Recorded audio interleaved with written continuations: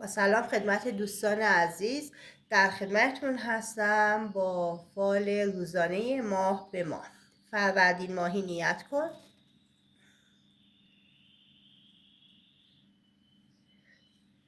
خب ببینید دوست فروردین ماهی، یه استخدام در شغلی که دوست داری یا تحصیل توی رشته‌ای که مورد علاقت هست یا خرید اون چیزی که مد نظرته برات افتاده.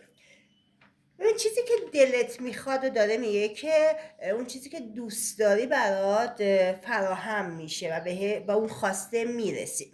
توی یه دوراهی هستی سر یک موضوعی، موندی که چه کار کنی، نمیدونی که این راهو بری یا نری. تردید و شک توی کارات زیاد دیده میشه. توی زمینه احساسیت هم از کیس احساسیت ناراحتی و یه عده انگار تو کار دارن دخالت میکنن که همین باعث دوری و فاصله بین شما شده. اردیبهشت ماهی، اردیبهشت نیت کنید.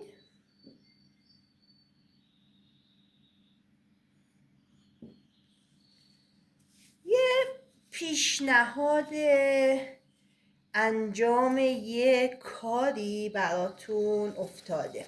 ببین اگه دنبال شغل هستی، یه شغل خوب برات میبینم که اون کار یا شغل، این در مورد شغل یا کار کسانی که نیت کردم. ببین دوست من، از گذشته ناراحتی یا یه سری مشکلاتی از گذشته توی زندگیت بوده که الان هم تاثیرشو داری میبینی و باید سعی کنی که روی ذهنت، روی اعصاب و روانت این فکرهای منفی تاثیر نذارن، چون خیلی درگیر هستی با خودت. تو روابط احساسیت هم یه فاصله، دلتنگی و محدودیت در دیدار میبینم. شما در رابطه با مسائل زندگی، کاری، مالی به زودی منتظر یک خبر خوب و خوشحال کننده باشی. یک سری اتفاقات خوبی داره برات میفته. خرداد،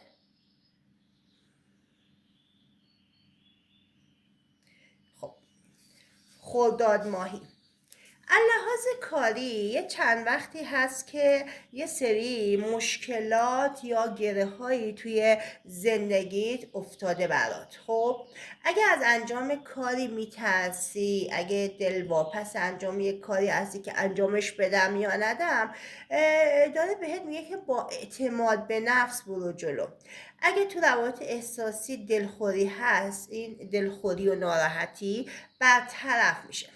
برای خانم ها یه آقا هست که دوست داره بهت نزدیک بشه و خیلی به فکرته، یعنی مرتب توی ذهنش هستی. یه پول به دستت میرسه که در برابر اون پول شما زحمت کشیدی، تلاش کردی و مثل اینکه مزد یه کارو داری میگیری. تیر ماهی نیت کنید.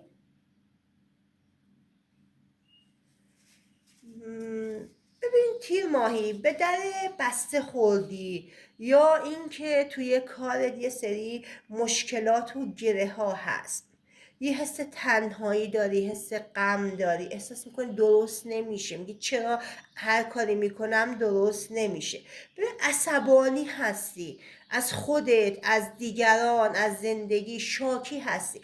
این عصبانیت رو از خودت دور کن. تو روابط احساسیت هم ناامیدی.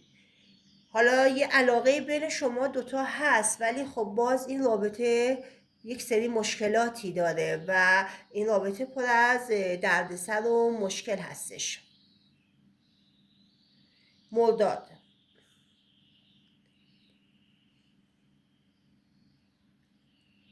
مرداد ماهی نیت کنید.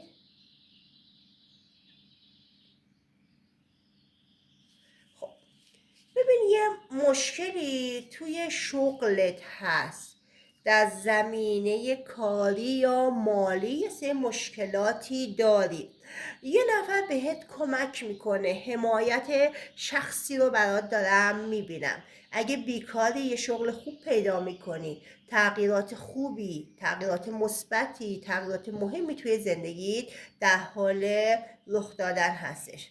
ببین در زمینه هر چی که نیت کردی، حالا مد نظرت هر چی که بوده، داره بهت میگه اتفاقات خوبی داره برات میفته. با کسی هم که دوستش داری ملاقات داری، هرچند که الان بینتون قهره، بینتون کدورته، بینتون سردیه، یا شاید هم کات کردی، ولی آشتی براتون میبینم. دوست شهریور ماهی، نیت کنید.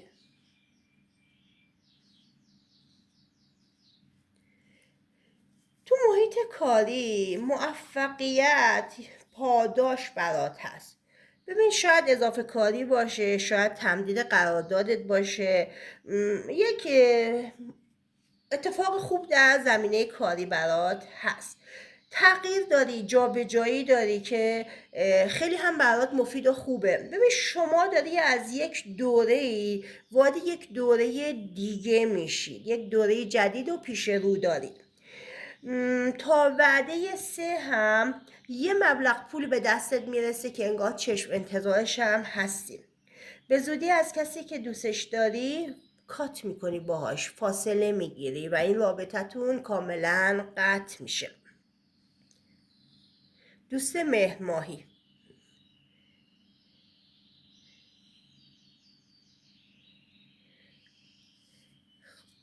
برای بعضی ها سند افتاده امضا کردن، مثل سند ازدواج. اگر دنبال کاری نگران نباش، این موضوع حل میشه. در مورد سرمایه گذاری حواست باشه به گدار به آب نزن. دوستانی که مجرد هستن یه پیشنهاد دوستی عالی دارن، با کسی آشنا میشی که اصلا انتظارش رو نده و غافلگیر کننده هستش. دوستانی هم که توی رابطه هستن یک سردی بینشون هست که میتونید با بحث و صحبت و گفتگو این سردی رو از بین ببرید. مهر ماهی،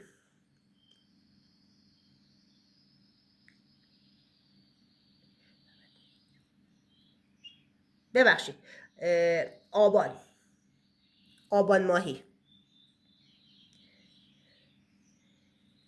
آبان. خب ببین آبان ماهی، پولی از دستت رفته یا یک ضرر مالی کردی یا پولی رو طلب داری که نگرانش هستی. این پول تا چند وعده دیگه به دستت میرسه. شخصی که توی زندگیت هست آشناس و غریبه نیست، یعنی حالا ممکن هستش دوست باشه، اقوام باشه، از بستگان باشه، همکار باشه، یه خبر خوشحال کننده ای بهت میرسه. در مورد سلامتی هم نگران نباید باشی، نیت اگر دوستانی که برای سلامتی کردن سلامتی براشون افتاد، حالا یا برای خودشون یا برای کسی که نیت کردن. مشکلاتی که داره با زمان و صبوری شما برطرف میشه. توی رابطتون هم عشق و علاقه هست، ولی متاسفانه شما آدم حسود زیاد بینتون هست و کنارتون آدم حسود خیلی زیاده. آذر،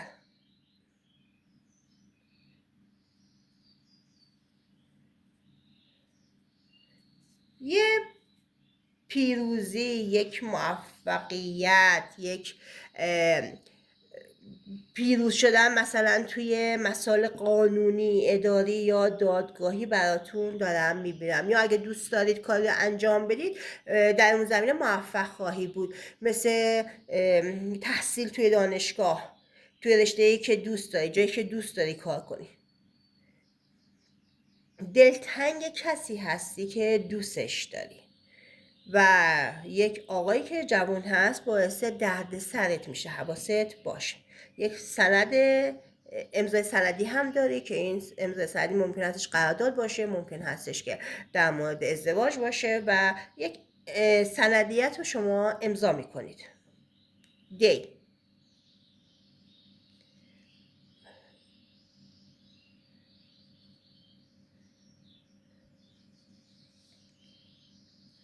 ببینید خودت باید تلاش کنید دی ماهی، به امید این و اون نباش. اگه خودت بیشتر تلاش کنی موفقیت 100% برات هست. کسانی که قصد جدایی دارن سر طلاق یا حکم یا نتیجه که منتظرش هستید براتون دیده میشه.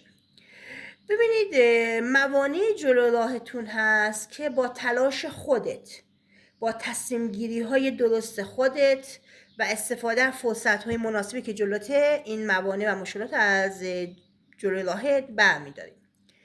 تا 6 وعده دیگه هم که اتفاق خیلی عالی برات میفته. اگه در مورد مال و پول و ثروت هست این اتفاق برای شما 100% میفته. شخصی که متولد ماه تیر هستش یک راهی رو نشونت میده، جلوت یک راه میذاره و این برای شما خیلی خوبه. تو روابط احساسیت هم دیگه رو دوست دارید، به هم علاقه‌مندید، ولی با رفتارتون، حرفاتون، کاراتون باعث دلخوری همدیگه میشید. یعنی مثل رفتار بچگانه‌ای که از هم نشون میده باعث دلخوری همدیگه میشید. بهمن، دوست بهمن ماهی نیت کن. شما نیاز داری که دیگران درکت کنن، انگار اطرافیانتون درکتون نمیکنن، اوضاع و احوالی که دارون، شرایطی که داری درک نمیکنن و توقعشون از شما خیلی زیاده. بین شما و شریک احساسی یه دلخوری هست. بهمن ماهی، به آینده امیدوار باش، چون بعد روشنی و پیروزی و موفقیت میبینم. منتظر که اتفاقی، منتظر که خبر هستی، چشم انتظاری بیرون میای. حواست باشه به دخالتایی که توی زندگیت میکنن. خیلی توی زندگیت آدمی هست که سرک میکشه و دخالت میکنه.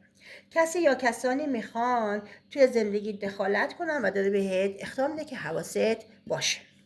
دوست اسفند ماهی، نیت کنید.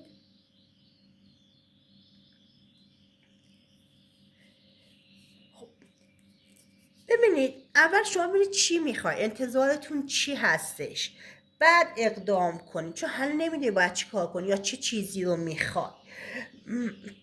شخصی ازت حمایت میکنه، پشتته، مثل کوه پشتت هست و این خیلی برات خوب و مفیده. صبر و شجاعت داشته باش چون قراره کار خیلی بزرگی رو انجام بدی. میخوای دست به یک اقدامی بزنی که خیلی هم عالی و خیلی بزرگ هستش، این اقدامی که قراره انجام بدی. توی روابط احساسیتون شخص مقابلتون شما رو خیلی ناراحت میکنه، خیلی، حالا با رفتارش، با کردارش، با حرفاش، نمیدونم، و فعلا دیدار شما با تأخیره، دوست نداری که ببینیش. میگه حالا بازم برم که چی، حرفا رو بزنه و رفتار رو کنه و باعث اذیت من بشه و با تأخیر این اگه بخواد دیداری انجام بگیره با تأخیر هستش. ولی خب نگران نباش، چون که بهت پیام میده یا تماسی میگیره و دیدار رخ میده، ولی خب با تأخیر. امیدوارم که دوستان عزیز جواب نیتاشون رو گرفته باشن. شما رو به خدای مهربون میسپارم. خدا نگهدار شما.